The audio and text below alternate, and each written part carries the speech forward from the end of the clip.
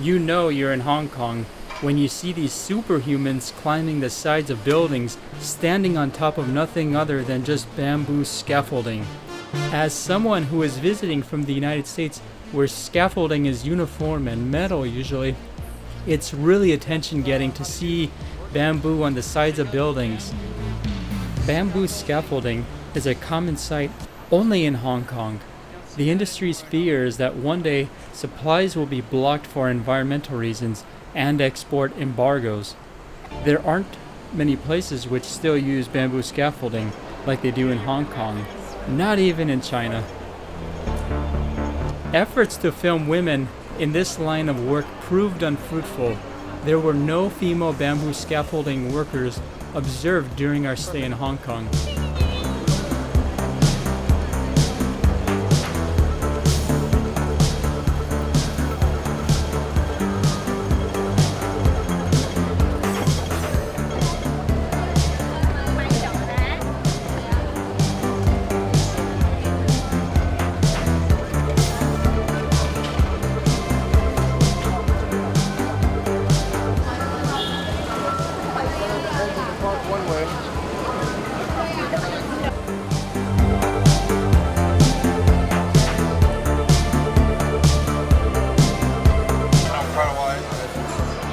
Dude, I had this 2 weeks ago. You had this in LA, Kevin? Yep. Same restaurant. Which is better though? Is it the same? I don't know, we'll find out. How's your Dan Dan noodles? They're very good. Is it like the Dan Dan noodles at Chinese food restaurant in LA? No, very authentic. Very high quality.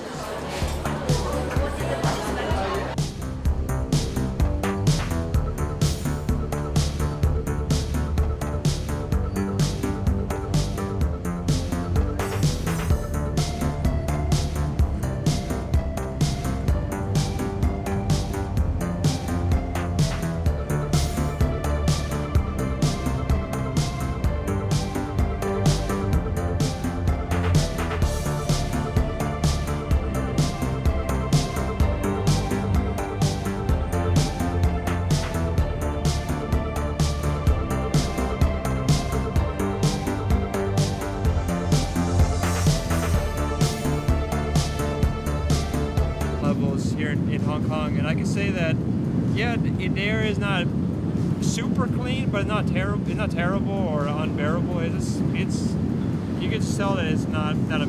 It's pretty good air actually. It's not that bad. I don't notice, but I don't ever drink the water or have ice in your drink. Okay, that's your PSA. Good. Okay. Okay. Are you able to fix that highlight in the back? It's kind of too white. Nope. Spike. Oh, okay. So soon. Ding ding.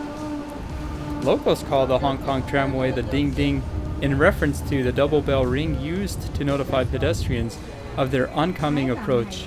Hong Kong's much-loved double-deck trams have become an icon of the city.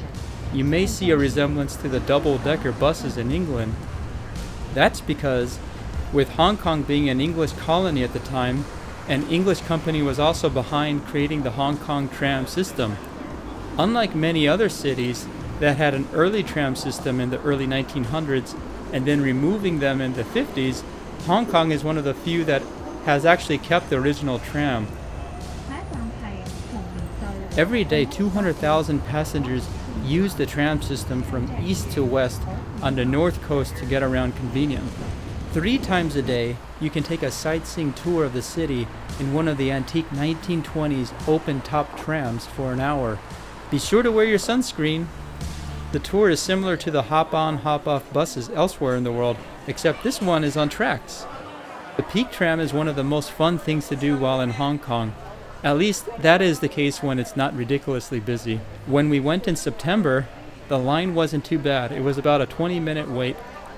But about 7 million people a year ride the peak tram for the 4,500-foot ascent with a 48% steepness grade to the top to get the most amazing views of Hong Kong and the skyline all around it.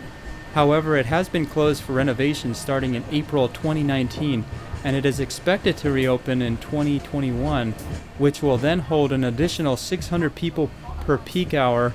It will also reduce wait times from 90 to 120 minutes on weekends to just 17. And I thought Disneyland had long waits.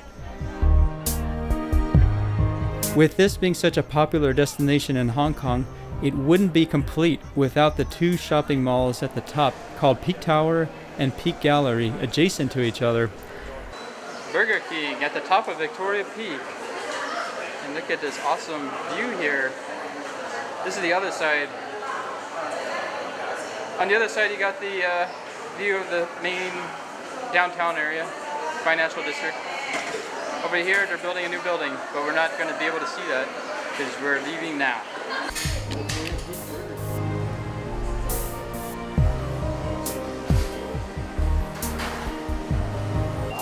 Burger King. Yum. This is the best tasting view of Burger King in the world. Pretty good too. A miniature size. Wow, and you have a view of the building where they had the Batman on top of it. That's that one right there, yeah. I remember that actually. Well, they gave me a Minnie Mouse size. There's a mock-up of the tram ride here.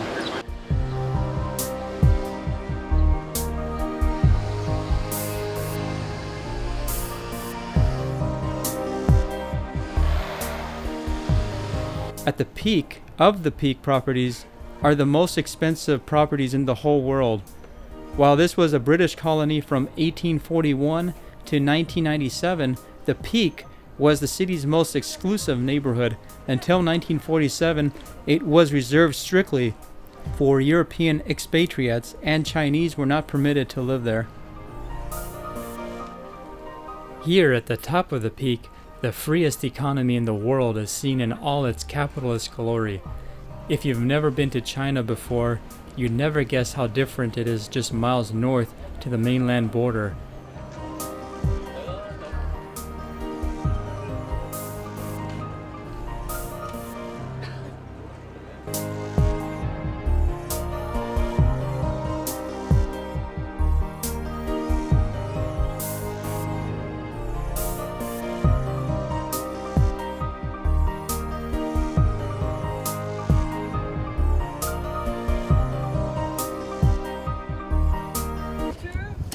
Here we are at Victoria Peak In Hong Kong. and right behind us is the IFC2 building where Batman captures the dirty accountant.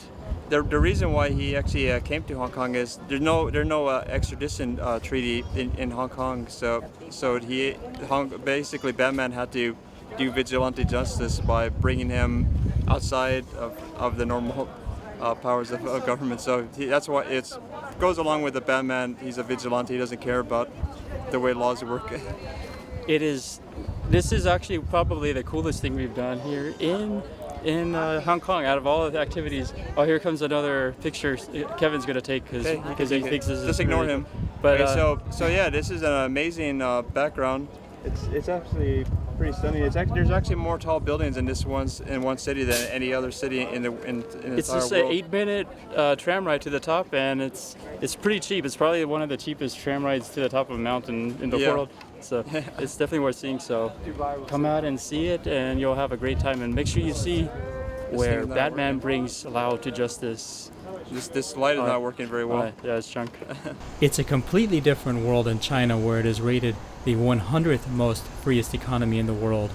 The culture is vastly different on both sides too. Under the agreement with the United Kingdom, when returning Hong Kong to China, China had to agree to certain stipulations allowing Hong Kong to maintain its capitalist economic system, its own currency, legal system, legislative system, and the people's rights and freedoms for at least 50 years.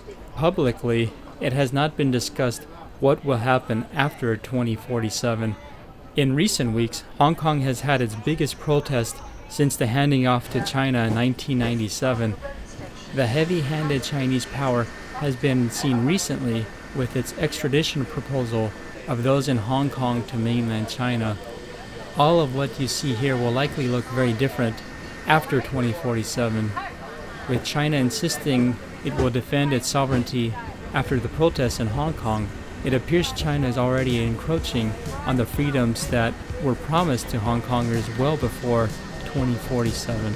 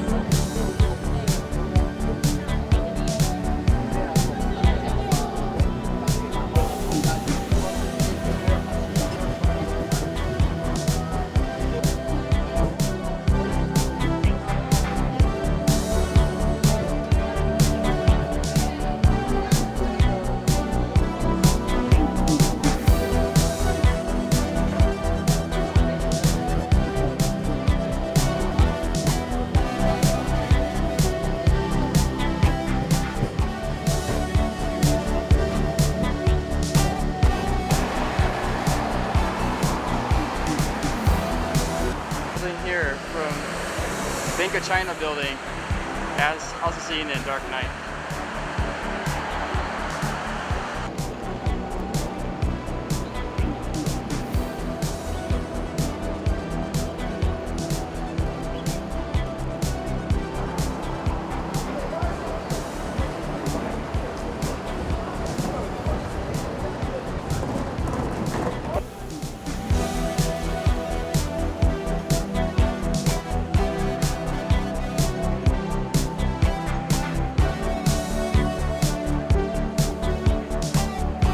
Leave a comment below and discuss what the future of Hong Kong will bring.